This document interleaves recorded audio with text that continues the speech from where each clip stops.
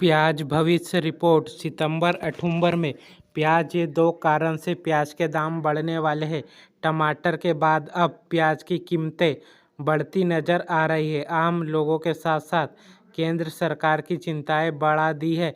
महाराष्ट्र के नासिक में स्थित देश की सबसे बड़ी प्याज मंडी लसगांव में पिछले 20 दिनों में प्रति क्विंटल प्याज का औसत दाम 1370 रुपये से बढ़कर 2421 रुपये पर पहुंच गया है।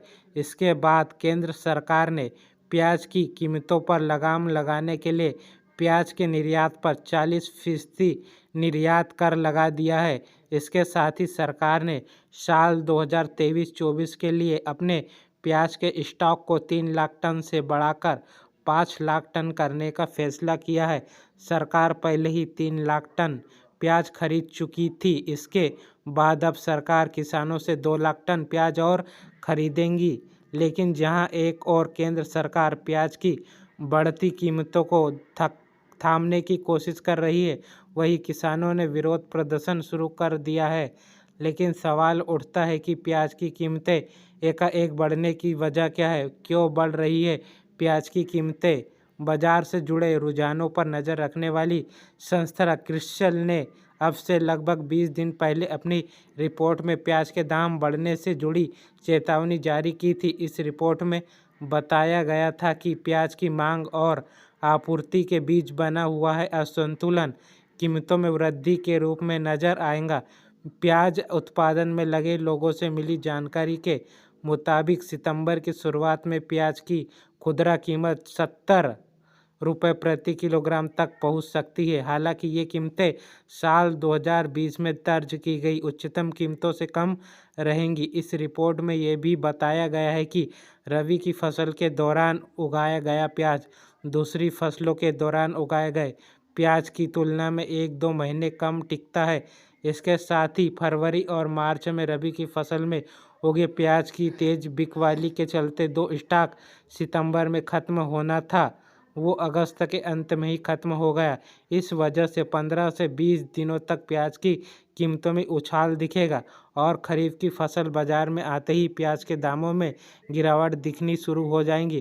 क्रिसिल ने बताया कि ऐसा अक्टूबर की शुरुआत से होगा। कीमतों में आए उछाल की एक वजह रबी की फसल में प्याज की कम पैदावार होना भी है। भारत में हर साल रबी और खरीफ नामक दो मुख्य फसल उगाई जाती है।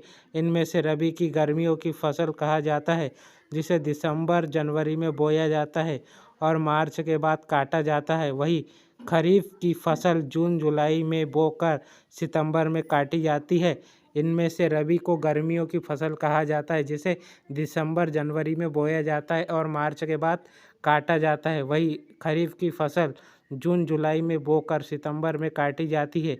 इसके साथ ही सितंबर में भी खरीफ की एक फसल बोई जाती है, जिसे दिसंबर और जनवरी में काटा जाता है। इसमें से रबी की फसल को सबसे ज़्यादा समय तक संरक्षित किया जा सकता है, क्योंकि इसमें नमी सबसे कम होती है और किसान धीरे धीरे इस फसल के दौरान उगाए गए प्याज को मार्केट में बेचते हैं, ताकि प्याज की अति उपलब्धता होने की वजह से उसके दामों में तेज़ी से गिरावट न आए। इंडियन एक्सप्रेस के मुताबिक प्याज के उत्पादन में कमी के शुरुआत पिछले साल हुई थी। पिछले साल भारत में 3.76 लाख हेक्टेयर की जगह 3.29 लाख हेक्टेयर पर प्याज बोया गया था। इसके बाद मार्च-अप्रैल में रबी की फसल बर्बाद होने की स्थिति हुई, क्योंकि प्याज उगाने वाले ज़्यादातर राज्य, जिनमें महाराष्ट्र भी शामिल, को बेमौसम बरसात और ओलावृष्टि का सामना करना पड़ा। इंडियन एक्सप्रेस के मुताबिक प्याज के उत्पादन में कमी शुरुआत के पिछले साल में हुई थी। केंद्र सरकार ने तेजी से बदलती स्थिति को संभालने के लिए प्याज के निर्यात पर 40% निर्यात कर लगाने का फैसला किया। विपक्षी दल इस मुद्दे पर केंद्र सरकार को घेरने की कोशिश कर रहे हैं। शिवसेना उद्धव ठाकरे गुट के मुख्य पृष्ठ सामना में दावा किया गया है कि मोदी सरकार किसानों की आय दोगुना करने का दावा करती है, लेकिन इस तरह के फैसले लेती है जिनसे उन्हें अपेक्षित आमदनी भी नहीं होती है। सामना में यह भी लिखा गया कि सरकार की ये नीति न तो किसानों के लिए फ़ायदेमंद है और न ही उपभोक्ताओं के लिए, लेकिन सरकार अपने इस फैसले को सही समय पर लिया गया फैसला बता रही है। संघीय उपभोक्ता मामले के सचिव रोहित कुमार सिंह ने समाचार एजेंसी पीटीआई को बताया कि सरकार ने प्याज को स्थानीय स्तर पर उपलब्ध बनाए रखने के साथ साथ कीमतों पर लगाम लगाने के लिए समय रहते कदम उठाया। सामना में भी लिखा गया है कि सरकार की ये नीति ना तो किसानों के लिए फ़ायदेमंद है और ना ही उपभोक्ताओं के लिए, लेकिन सरकार अपने फैसले को सही बता रही है।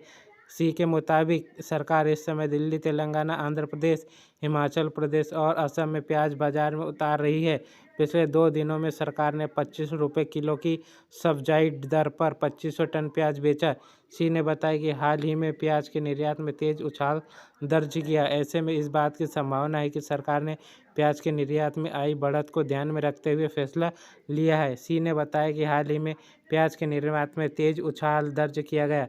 ऐसे में इस बात की संभावना है कि सरकार ने प्याज के निर्यात में आई बढ़त को ध्यान में रखते हुए फैसला लिया हो, क्योंकि इस साल 1 अप्रैल 4 अगस्त के बीच 75 लाख टन प्याज निर्यात किया गया है, जबकि साल 2022-23 में 25.25 लाख टन, 2021-22 में 15.37 लाख टन, 2021-22 में 15.78 लाख टन प्याज निर्यात किया गया था।